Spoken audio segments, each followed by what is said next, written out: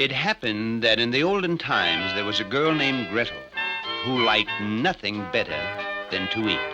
So she worked as a cook. But oftentimes she had to be very clever to explain what happened to all the food she had eaten. In the old country, they tell this story of Clever Gretel. One day, Gretel's master came to the kitchen and said, "Gretel, for dinner we are having tonight a guest. And you will be so kind as to cook for us 2 chickens, as nice as you can." And Clever Gretel said, "Yeah, master. I will make them so good they will melt in your mouth altogether." So Gretel prepared the chickens and put them over the fire to roast.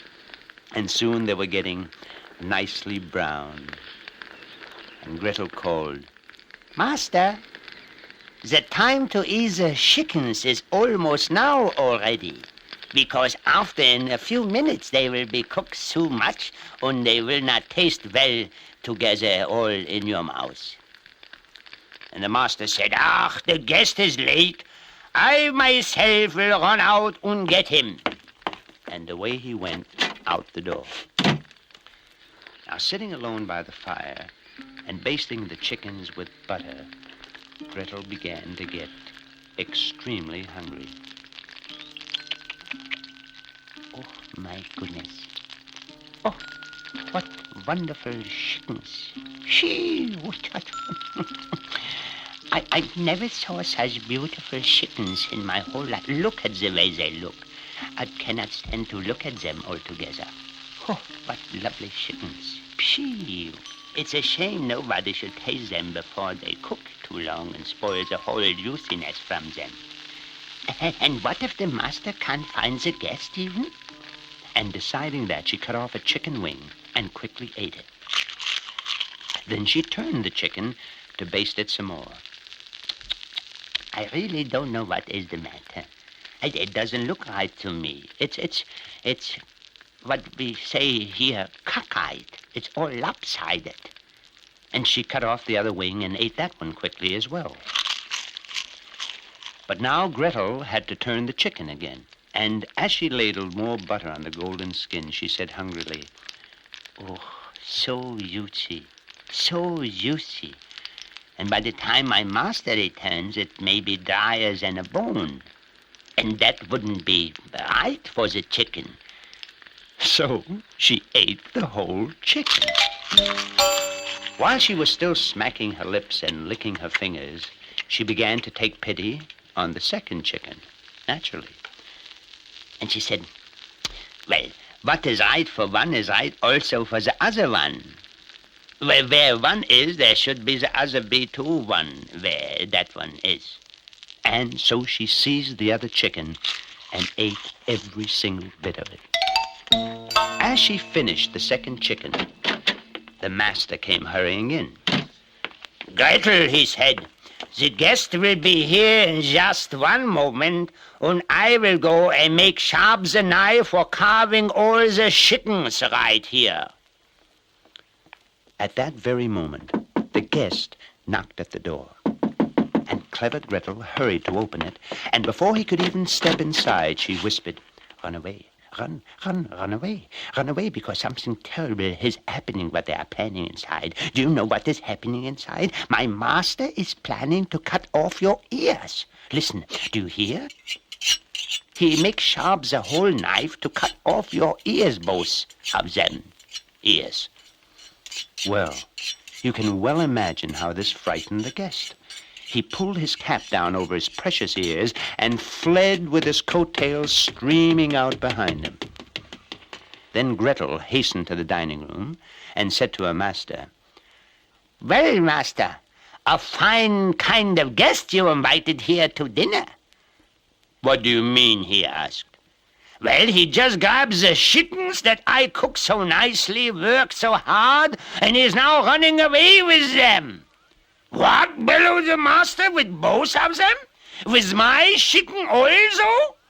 And with his carving knife still clutched in his hand, he rushed into the street shouting wildly, "Not both! Not both! Just one! Just one!"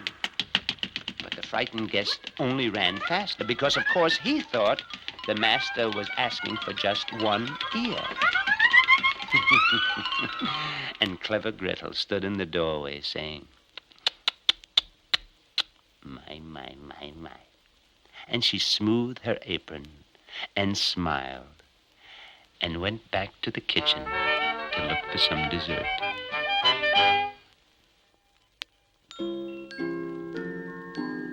Long ago, in another land 1,000 miles away, a brother and sister went to the woods to play.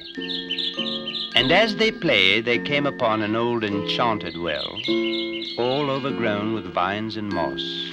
And so, of course, they fell.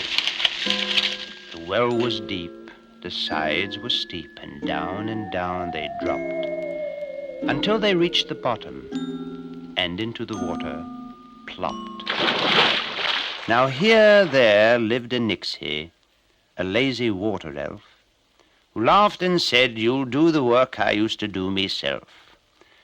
She gave the girl some tangled flax and made her sit and spin it, and carry water in a can that had no bottom in it.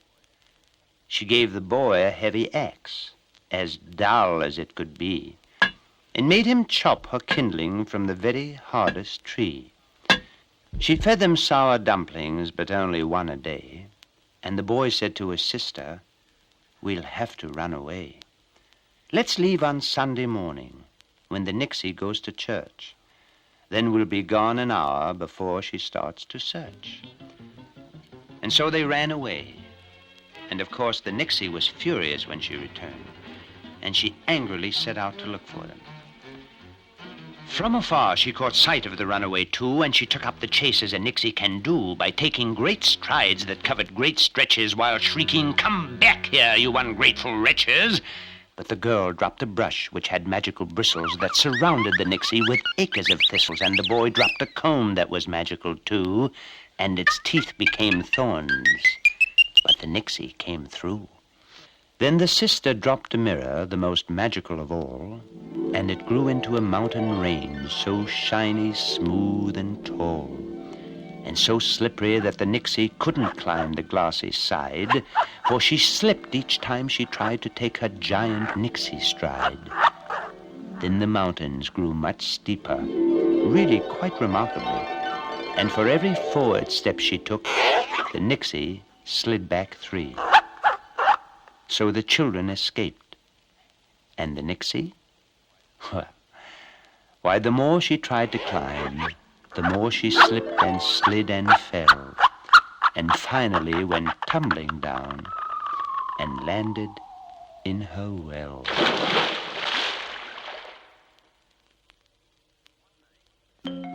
One night, a little old woman gathered together a handful of beans for dinner.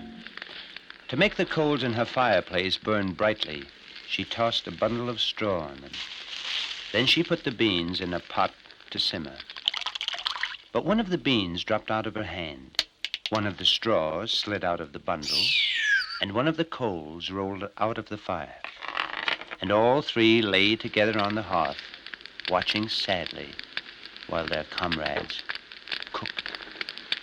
Said the straw in a reedy voice, "It's pleasant to escape the flames, but as you fellas saw, my relatives went up in smoke, and I'm the, well, last straw." And the bean bubbled, "Well, as for me, I'd glad to be in this delightful spot, or here or there or anywhere before I go to pot." And the coal hissed, "So nice to meet you, gentlemen. Most pleasant and all that.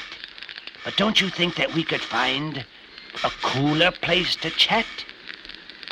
They all agreed, and the 3 of them went off together. By and by they came to a little brook that had no bridge, and sputtered the coal. "I'd like to roam the world with you, but there is just no doubt. If I go into that water, it will promptly put me out." And the bean added, "And I don't dare to get all wet by going in the brook.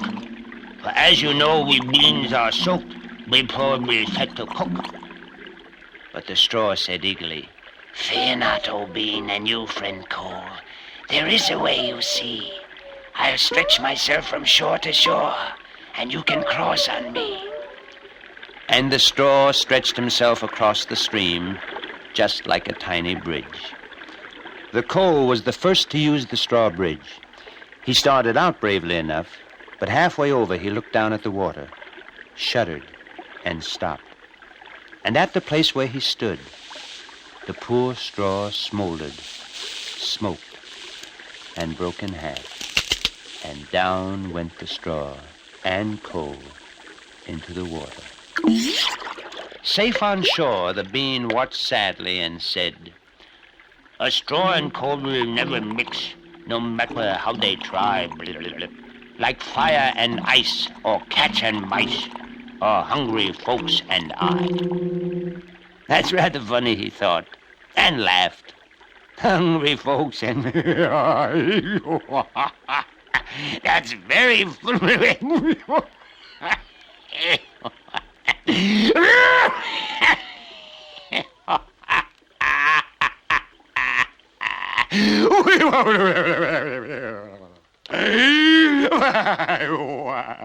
In fact, he laughed so hard that he split his sides.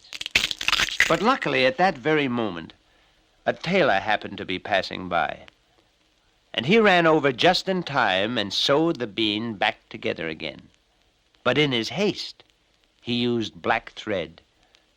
And to this day, all beans have black seams down their sides.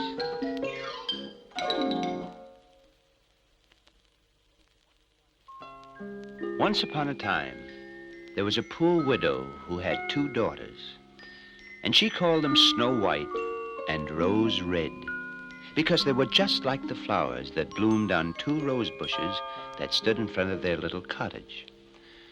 Now Snow White and Rose Red were as good as they were beautiful, and so gentle that all the small animals who lived in the forest were their friends. One winter evening, there was a knock at the cottage door.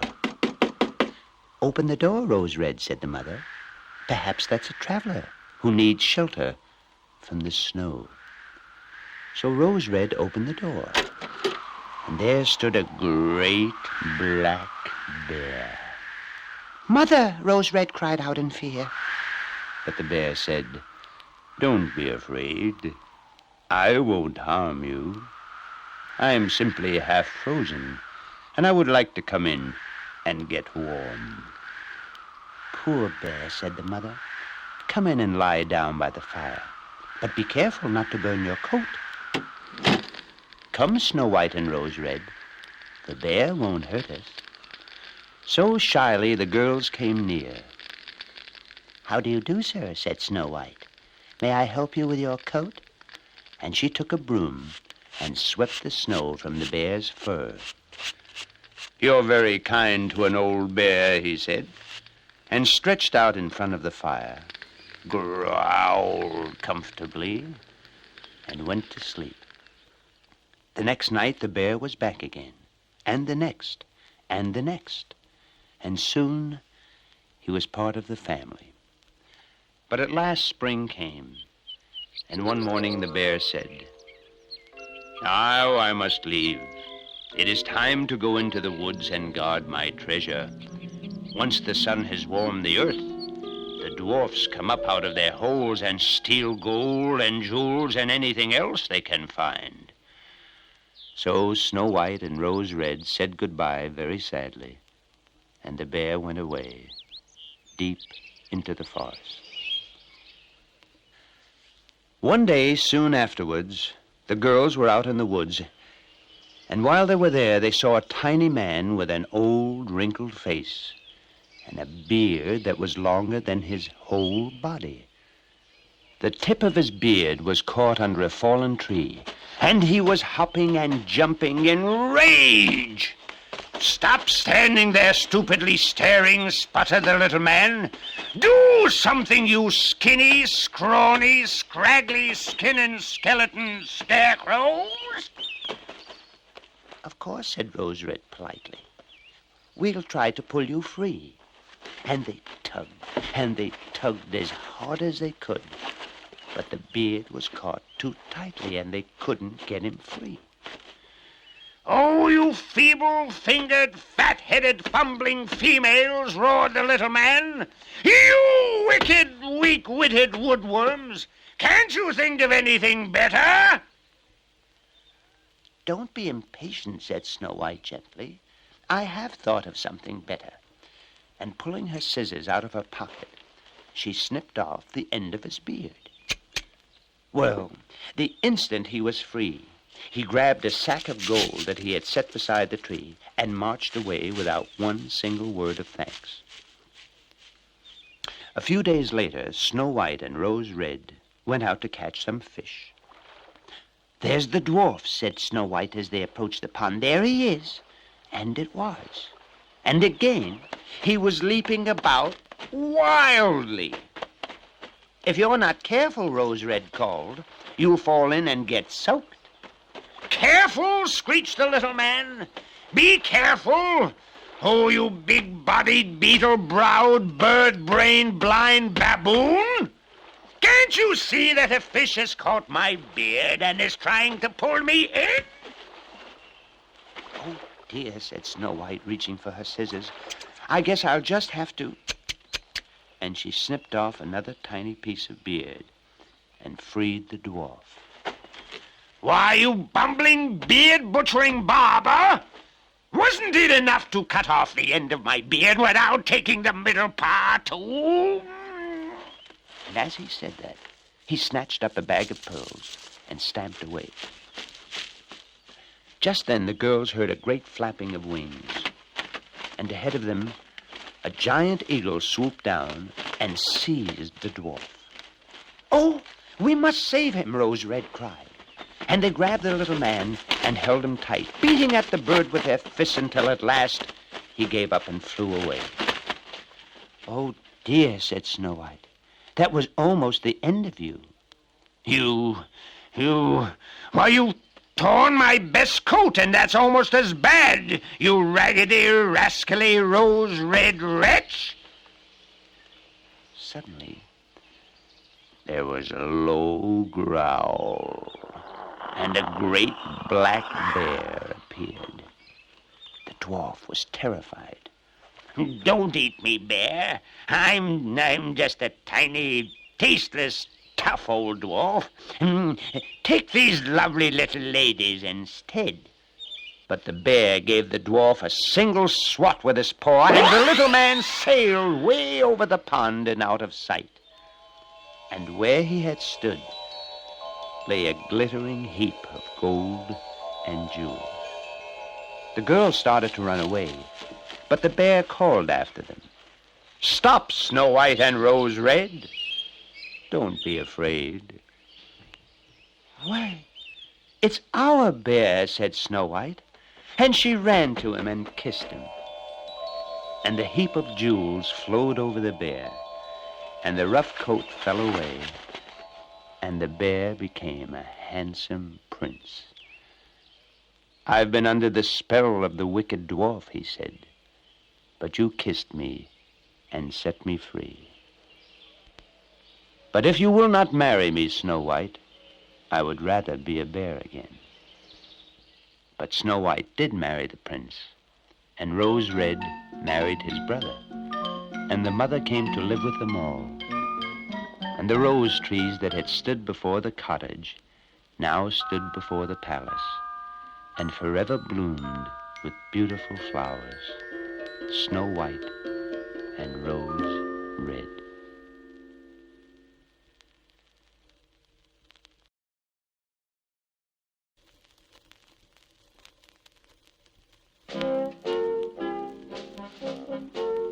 There was once a donkey who had spent all of his life carrying corn sacks to the mill for his master. But now he was getting old, and every sack seemed heavier, and every day seemed longer. I really should find some other profession, he thought. But how else could I possibly make a living? My only other talent is my voice. Aha, that's it, music. I will go to Bremen and become the town musician. So he set out for Bremen. And he had been walking for just a little while when he saw an old hound lying in the road, gasping and panting.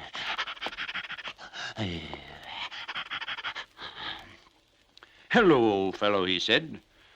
"Why are you breathing so hard?" "I've been running," said the hound. Running away, that is. I'm too old and weak to hunt, and my master doesn't want me anymore. And how am I ever going to earn my bread and bones?" "Well, now, I happen to have an answer to that problem," said the donkey. "Why not come with me? I'm going to Bremen to be the town musician. I will play the lute and bray. And I can beat the drum and bay.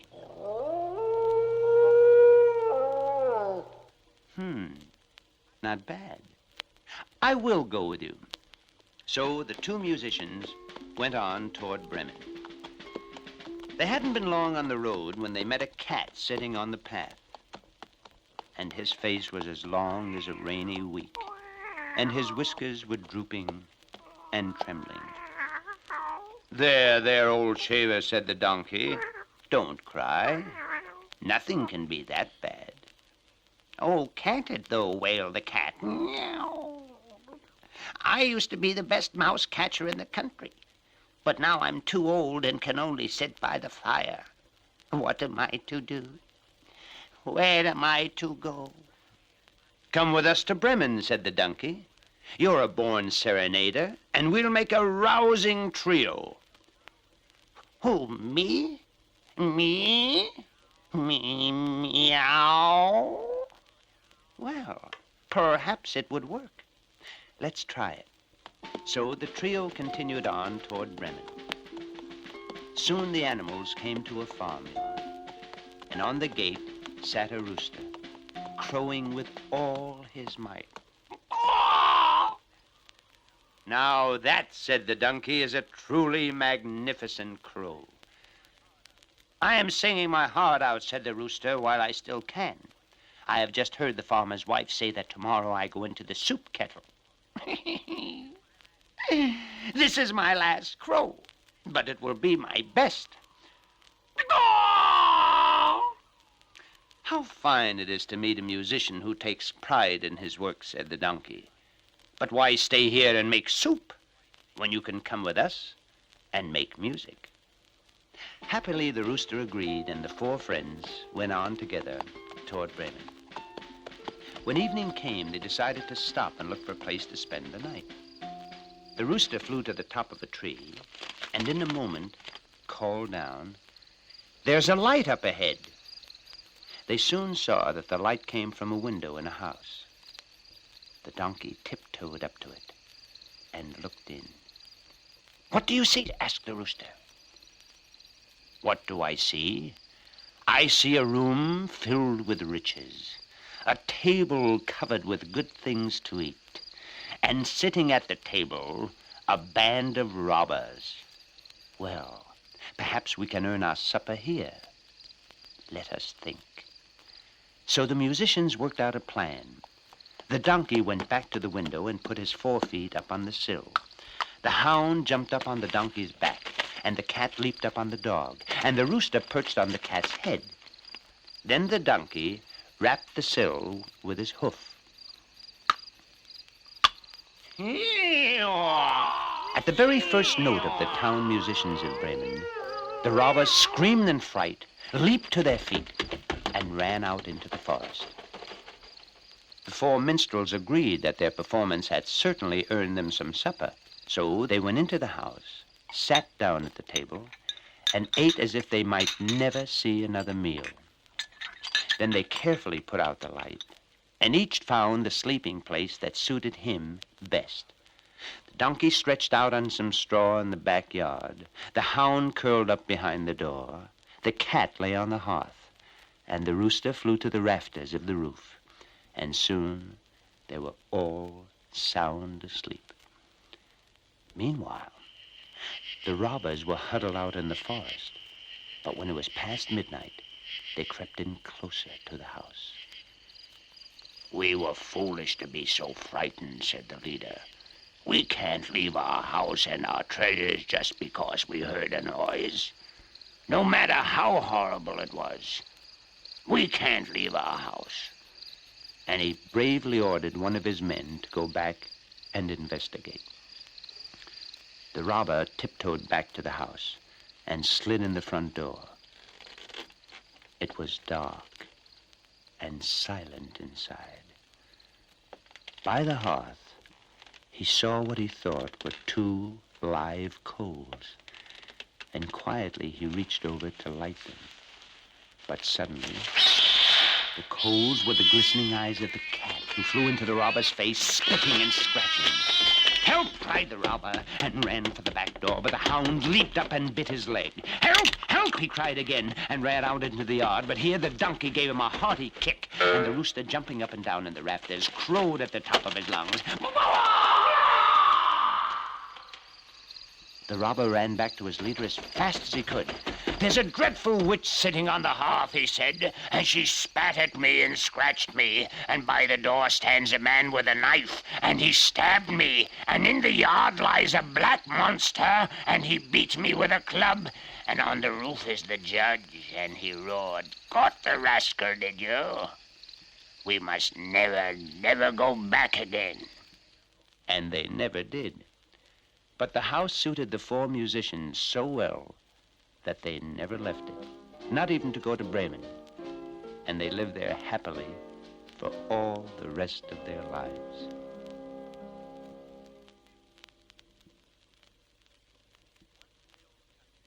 Once in the old country, a long, long time ago, a hungry fox came to a meadow in which there sat a flock of fine, fat geese. "How nice," he said. "I can see that I have arrived just in time for dinner. And you're all sitting together so neatly that I can eat you one after another without even getting up between courses. Thank you very much for your courtesy." But one of the geese stepped forward and said, "As everybody knows, Mr. Fox, geese are slow and stupid, and foxes are quick and smart. So naturally, we couldn't hope to escape you. But perhaps you would grant us just one favor." "And that is?" asked the fox. "Before you eat us, let us say our prayers." "Very well," said the fox. "That seems reasonable enough. Pray away. I'll wait till you're done." So the first goose began to pray. She prayed and prayed and prayed and prayed. And before she ever finished, the second goose began to pray.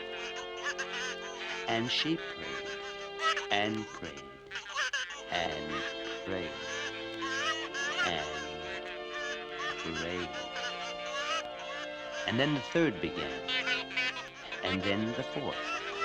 And soon all the geese were praying, one by one, and in duets, and in trios, and all together in a great chorus. And then, one by one, again. When the geese have finished praying, I'll tell you the rest of the story. But until then, just like the fox, we'll simply have to wait.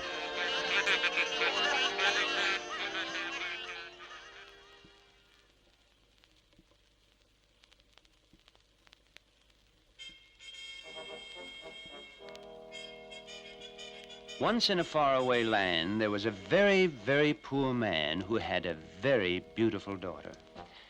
Now, it happened one day that he met the king, and he wanted to make himself seem rather important. "I," he said grandly, "have a daughter who can spin straw into gold." "How interesting," said the king. "Bring her to my palace, and I will put her to the test." When the girl was brought to him, he took her into a room full of straw, gave her a spinning wheel, and said, "If by tomorrow morning you have not spun this straw into gold, you must die." Then he locked the door and left her in the room all alone. Oh, dear, cried the girl. Whatever shall I do? Because, of course, she had no idea at all how to spin straw into gold. But suddenly, the door opened, and in stepped a little man. Good evening, girl, he said. Why are you crying so? Alas, I have to spin this straw into gold, and I don't know how to do it. What will you give me if I do it for you? Asked the little man. I am very poor, she wept, and I have nothing of value to give you.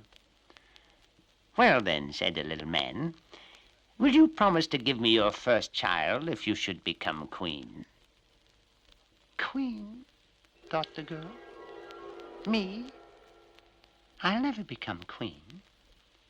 So she promised, and the little man sat himself in front of the wheel with a handful of straw. The straw became gold.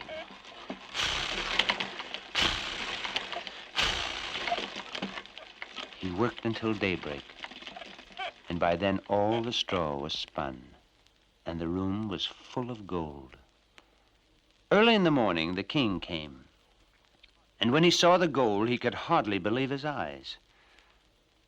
This is only a poor man's daughter, he thought, but where can I find a richer bride?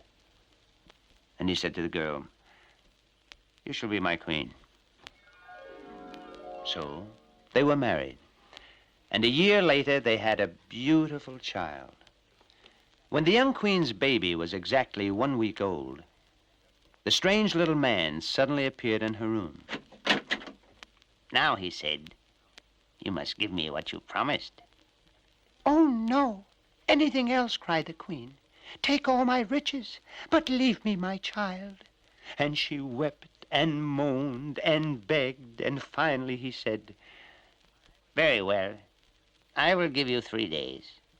If in that time you can find out my name, you may keep your baby.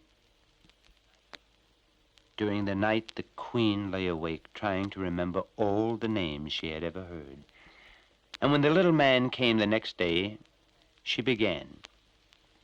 Jonathan, Joseph, Jeremiah, Timothy, Titus, Obadiah, William, Henry, Walter, Sim, Reuben, Rufus, Solomon, Jim, Nathaniel, Daniel, Abraham, Roderick, Frederick, Peter, Sam, Casper, Jasper, Nicholas, Pat, Christopher, Jack, Jehoshaphat.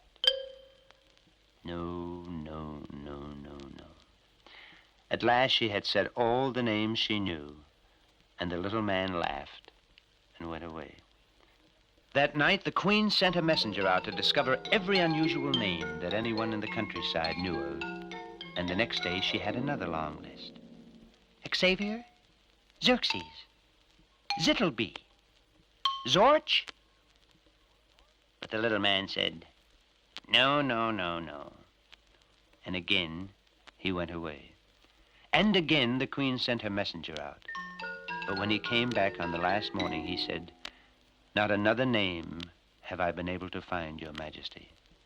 Oh, no, she wept, no. But I did see something strange, said the messenger. Far out at the edge of the forest, I saw a little house, and in front of it, a bonfire was burning. And in front of the fire, a strange little man hopping on 1 foot and singing, today I brew, tomorrow I bake, and then the young queen's child I'll take. Oh, oh, she'll lose the guessing game, for Rumpelstiltskin is my name. Oh, thank you, cried the queen. Soon afterwards, the little man appeared. Now, Your Majesty, he thundered, what is my name? The queen smiled. Perhaps, Tom? No. Maybe Dick? No. Well, then, said Her Majesty, there's nothing left but Rumpelstiltskin. You guessed it, shrieked the little man. I won't have it, I won't stand for it. And he stamped his right foot into the ground so hard that he sank up to his waist. Then he stamped his left leg so hard that he disappeared completely. And Rumpelstiltskin was never seen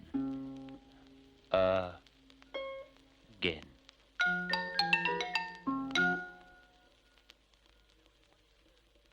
There was once a very good little girl who lived alone with her mother. They were really quite poor, and a time came when they had nothing to eat. So the little girl went into the forest to gather berries, and there she met an old woman who said, Why are you here in the woods alone? and the little girl said, I'm gathering berries so that my mother and I will have something to eat. We are very poor and have nothing else. The old woman gave the little girl a tiny magic pot, and it would cook good sweet porridge whenever the girl said, Cook your porridge, little pot. Cook your porridge sweet and hot. And when she said, Stop, little pot, your cooking is done, there's quite enough porridge for everyone. And then the little pot would stop cooking until it was asked to cook again. And so the girl and her mother were never hungry because they ate sweet porridge whenever they chose. Then once, when the girl went away on a visit, the mother wanted to eat. Cook your porridge, little pot, she said. Cook your porridge, sweet and hot. And the little pot hissed and whistled merrily and bubbled with good, sweet porridge. And the mother ate until she could eat no more. And then she wanted the pot to stop cooking, but she didn't quite know the words. Stop, pot, she commanded.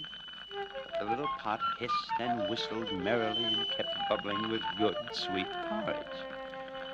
Over the edge and onto the table flowed the porridge. You foolish pot, stop cooking. Over the table and across the floor flowed the porridge. Then she tried to rhyme. Stop cooking, pot, stop cooking, I say, or you'll cook all your magical porridge away. But the little pot just hissed and whistled merrily and bubbled over with good, sweet porridge. It kept cooking, and sweet porridge rolled out the door and down the street just as if it wanted to satisfy the hunger of the whole world. The pot hissed and whistled and cooked, and soon the sweet porridge rolled into the village. Nobody knew how to stop it, and everybody ran away. Porridge began to cover everything. Then at last, when only one house remained, the little girl came home and said, Stop, little pot. Your cooking is done. There's quite enough porridge for everyone. And the little pot whistled and hissed and sighed and stopped cooking. And anybody who wanted to return to the village had to eat his way through good, sweet porridge.